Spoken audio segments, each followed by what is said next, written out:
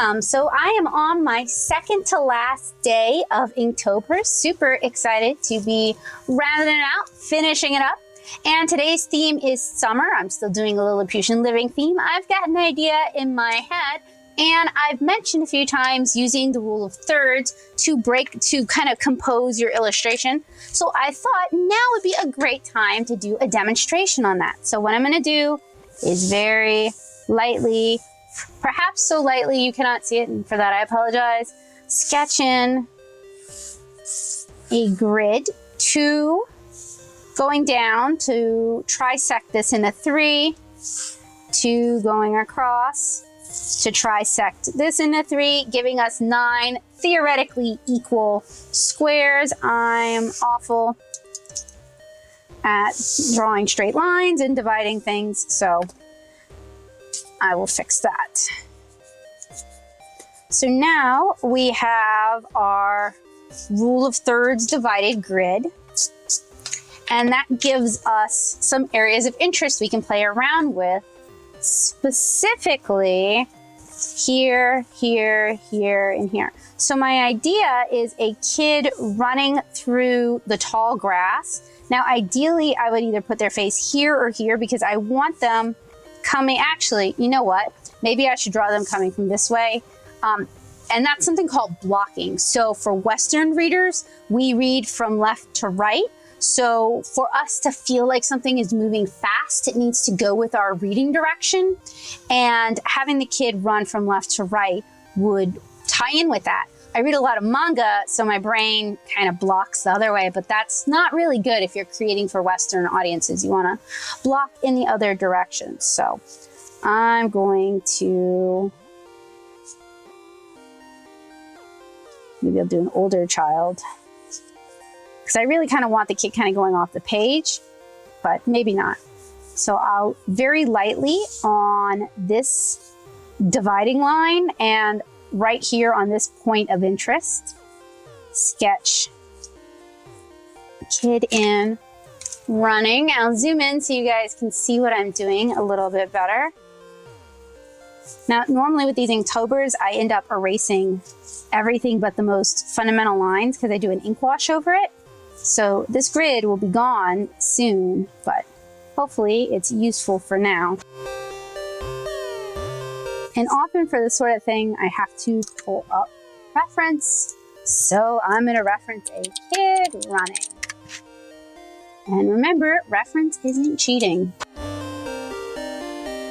Particularly when you're drawing a pose.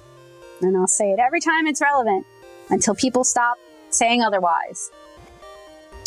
And then we want to indicate some body momentum. So if this kid is carrying something, what would they be carrying? What do you guys think they would be carrying? This is summer. They're Lilliputian, so they're really tiny. This is an opportunity for some storytelling. While I think about that, I'll kind of hash in the grass. I'm going to want to leave a darker line where they came in, but I'm still going to draw the grass. I'm just going to paint it, ink wash it darker.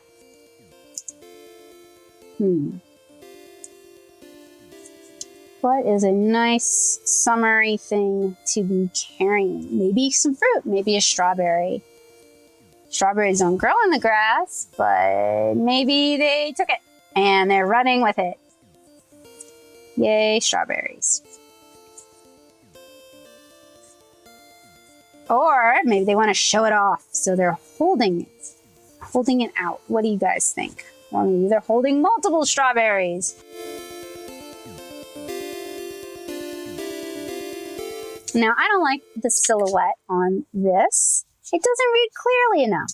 We need that strawberry out and clear and easy to read. That's a little bit better. All right, I think that is our basic sketch. Next, I'm going to start to develop it and flesh it out. So we've already kind of started on the anatomy for this image. There's not a whole lot we really have to do other than use some nice cylinders to kind of flesh out the figure. And I recommend you start looser and more gestural than you really intend on going, because you're going to end up tightening it up as you go along. I end up drawing grass and flower scenes a lot because that's kind of what my childhood looked like. I spent a lot of time at my grandparents' place in Pekin, Mississippi, and at my dad's farm up in Franklinton, Louisiana. I say up, I'm in Tennessee now, so down, I guess, in Franklinton, Louisiana. And both of them were areas that had just a lot of really tall grass, a lot of wild red clover, and I have really fond memories. In fact, maybe I should draw red clover in this one. But I have really fond memories of just kind of being a small child and running through this undulating golden grass with these fragrant red clover with big fat bumblebees buzzing around lazily collecting pollen. I don't think I ever got stung there. I've gotten stung before, but I don't think running through the grass ever got me stung. So I just really love that kind of imagery. Thinking about it makes me happy. It's a place I mentally escape to often. So it's, when I draw for pleasure, and I draw as escapism. So drawing for me is really just a form of pleasant escape. And that's the kind of stories I generally like to draw.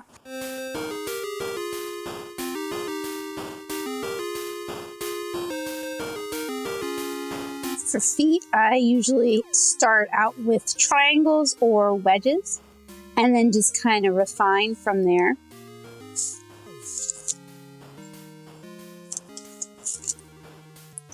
And with hands, kind of go with a trapezoidal shape. And then I kind of block in the fingers.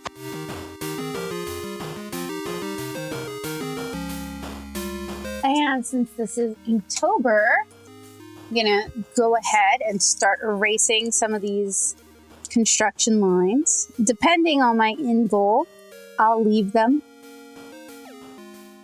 But since I'm doing ink wash this Inktober, it helps to have as few wax lines as possible.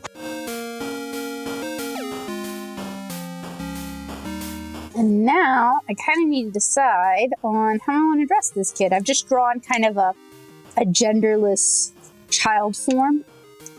And I have a photo morgue. That's a collection of reference photos on Pinterest. Actually, I have several with clothing that I think of as kind of Lilliputian clothing. So I'm going to go ahead and pull that up. I think I'm going to draw a boy. So I'm going to look at stuff that works well for boys. All right, I think I found something that'll work. So as I'm sketching the clothing onto the figure, I want the clothing to kind of conform to the body's curves.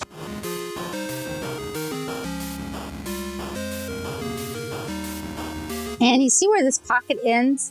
The pant leg would naturally end right about there, which would cause a tangent. So I'm just going to lift it up a little bit so they're not quite so on top of one another. And I'm going to leave this kid barefoot, because to me that's summer. Which I guess getting worms is also summer. And we're going to draw him with a shirt collar that's open. And shirt sleeves that have kind of caught the wind as he's running. I'm actually going to hike that one up a bit more.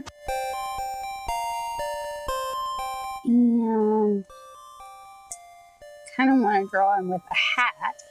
See if I can do that without it looking too silly. And I was thinking it could be kind of caught back behind him as he runs. So I'm going to start with an ellipse.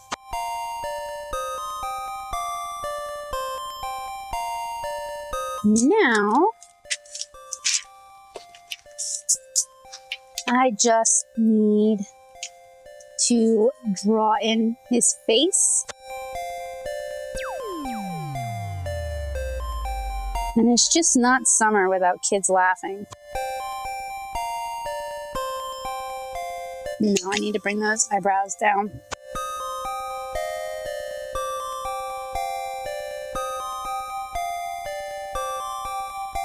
Not super hot on that hat. So I'm going to erase it, and we'll actually draw it having blown off of him. And that'll lead us back into the picture plane a little bit. So, need to fix his hair.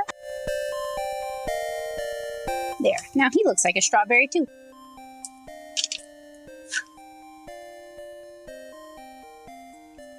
And we'll draw the hat.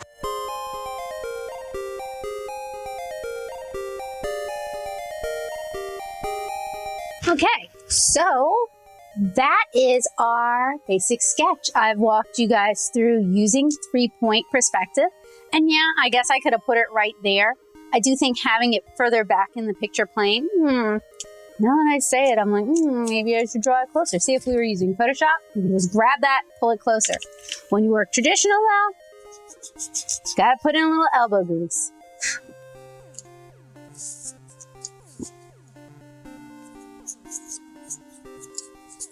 Well, anytime you redraw is a great time to revise. So I'm actually going to tilt the hat a little bit further back. And add a button, or at least the indication of one. And then I need to clean this up before I can really move any further. So I'm going to say goodbye to you guys for now and check in with you guys once this has been ink washed. All right, guys, so this is all finished. I like the illustration, but I don't really like how it looks in ink wash. What I've been doing for a lot of my Inktober's is I've been getting photographs of the sketches, and hopefully at some point I can kind of rework them and finish them off to a different level. So I hope this was helpful, useful, and informative for you guys. I hope demonstrating how the rule of thirds can be used to plan an illustration or to quickly render an illustration was helpful for you guys. I have another video where I sort of covered that as well, but I wanted to do one where I actually put it into use and demonstrated it. Some of us do learn better having, a couple different examples to look at. I thought that might be helpful for some of you guys. It was a pleasure sharing my process with you, and I hope I'll see you guys again really soon. If you enjoyed this video, stick around, consider subscribing. I have lots more drawing videos here on this channel, and if you like my art, you ought to head on over to 7inchkara.tumblr.com. That is my beautiful watercolor webcomic. It is free to read, and it's in all watercolor, so it's really a treat, and it's not just ink wash. It's in actual full color. So I'll see you guys again really soon. Bye, guys.